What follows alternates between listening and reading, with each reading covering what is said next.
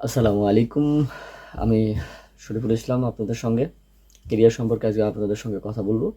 তো কেরিয়ার নির্বাচন ক্ষেত্রে আমরা সবসময় বেশ কিছু জিনিস খেয়াল রাখবো। ধরেন যে আপনি একটা খাতা কলম নিলেন। খাতা কলম নেওয়ার পর আপনি খেয়াল করবেন কার পোস্টে কোন ভিডিওগুলো আপনি সবসময় বেশি দেখেন। এরকম ১০-১৫টা ক্যাটাগরি আপনি লিখে রাখলেন একটা খাতায়। তো লিখে রাখার পর ওইগুলোকে আপনি অবজার্ভ করলেন, প্র্যাকটিস করলেন ওই বিষয়গুলোর উপর। দেখলেন যে আপনার কোন জিনিসটা ভালো লাগতেছে, সেই জিনিসটার প্রতি আপনার ক্রিয়েটিভিটিটা, সেই জিনিসটার প্রতি আপনার স্কিলটা তৈরি করবেন। মোটামুটি ৩-৪টা বিষয়ের উপর কাজ করবেন। কাজ করার পর দেন কিছুদিন পর মনে হবে যে না, আমার এই জিনিসটা ভালো লাগতেছে, এর প্রতি আমার অ্যাট্রাকশনটা বেশি। তো সেভাবে আপনি আপনার ওই বিষয়টাকে ইনক্লুড করবেন। ইনক্লুড করার পর দেন ওইটা নিয়েই ফিউচারে কাজ করবেন। এরপরে যে বিষয়টা সেটা হচ্ছে গড গিফটেড। তো গড গিফটেড আমি তেমনভাবে বিশ্বাস করি না। আপনি চেষ্টা করলেন না, আপনি কোনো বিষয়ের প্রতি অবজার্ভ করলেন না, হার্ডওয়ার্ক করলেন না, আপনি কোনো জিনিস আপনার হাতে আল্লাহ তাআলা দিবে না। তো আপনাকে রিস্ক করতে হবে, তার পিছনে শ্রম দিতে হবে। ধরেন যে বর্তমান অবস্থায় যে আমি যেহেতু ক্রিকেট পছন্দ করি, তো আপনার ক্রিকেট রিলেটেড যদি কথা বলি, সেক্ষেত্রে দেখা যাচ্ছে যে লাস্ট যে প্যাট কামিন্সের মতো বলার ম্যাক্সওয়েলকে সঙ্গে দেওয়ার পরেই সে পায়ের ইনজুরি নিয়ে শেষ পর্যন্ত প্রচুর চেষ্টার পর ম্যাচ উইন করে ফেলছে।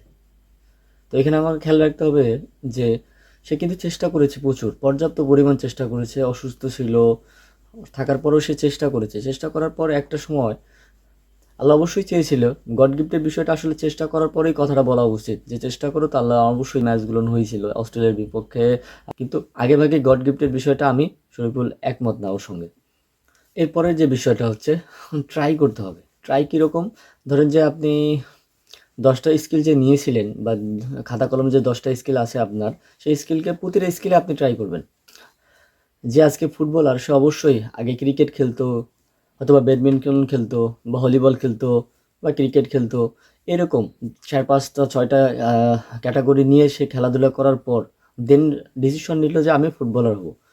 এই জন্য অবশ্যই আপনাকে বেশ ৫-৭টা বিষয়, 10টা বিষয়ে, 10টার যে স্কিল থাকবে, সেই 10টা বিষয়ে আপনি প্রতিটা স্কিলের উপর কাজ করবেন। কাজ করার পর দেন ভাববেন যে আপনার কোন কাজটা আপনার জন্য পারফেক্ট মনে হচ্ছে, আপনার মস্তিষ্কের সাথে অ্যাডজাস্ট করতে পারতেছেন, কোনটা করতে স্বাচ্ছন্দ্য বোধ করতেছেন, ওই বিষয়টাকে টার্গেট করে সামনে আগাবেন।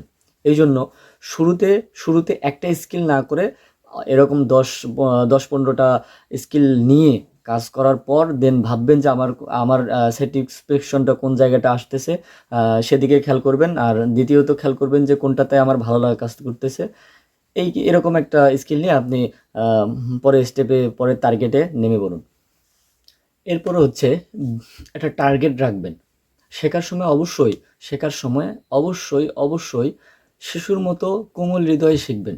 একটা ছোট বাচ্চা যেভাবে শেখে অন্যের কাছ থেকে, ঠিক সেভাবে শেখার চেষ্টা করবেন। যে কোনো স্কিল একবারে শুরু থেকেই শেখার যে মনোমানসিকতা, সেটা তৈরি করে নেবেন। শেষের যে পয়েন্টটা আপনাদের সঙ্গে শেয়ার করব, সেটা হচ্ছে গুড হ্যাবিট। আপনি অবশ্যই এই হ্যাবিটটা কীভাবে গ্রো করবেন, সেটা হচ্ছে প্রতিদিন আপনি যে স্কিলটা তৈরি করেছেন, সেই স্কিলটার প্রতি প্রতিদিন ২ ঘন্টা করে সময় দিন, পড়াশোনা করুন, তার প্রোডাক্ট সম্পর্কে জানুন, আপনার স্কিল সম্পর্কে জানুন। তাহলে হয়তোবা আপনার কেরিয়ারের যে ইনশাল্লাহ আপনার কেরিয়ারকে আপনি তৈরি করতে পারতেছেন, এবং টার্গেটে আনতে পারবেন। যেগুলো বিষয় বললাম, এগুলো বিষয়কে আপনি অবজার্ভ করবেন, অবজার্ভ করার পর টার্গেট করবেন, পড়াশোনা করবেন। দেখবেন যে খুব ইজিলি আপনার ক্যারিয়ারটা ডেভেলপ হচ্ছে। যখন ডেভেলপ হতে থাকবে প্রতিনিয়ত, তখন আপনি নিজেই বুঝতে পারবেন যে না, আমার সামনে হয়তো ভালো একটা সময় আসতেছে।